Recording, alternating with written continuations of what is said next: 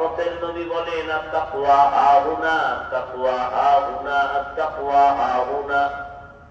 আল্লাহর ভয় অন্তরে জমা করে, অন্তরে থাকার জিনিস। আল্লাহর ভয় যার অন্তরে থাকবে ওই বান্দা জীবন গেল কখনো আল্লাহর অবাধ্য হবে না। আল্লাহর ভয় পয়গম্বরের সাহাবী আবু বকর সিদ্দিক রাদিয়াল্লাহু তাআলা আনহু। আল্লাহর ভয় নবীজি দুনিয়াতে নাই, খেলাফতের দায়িত্বে হযরত আবু বকর বসলেন। অর্থ মন্ত্রণালয় থেকে তার মাসে বেতন নেওয়া, বেতন নিয়ে যান, তিনিও নিয়ে সংসার চালান।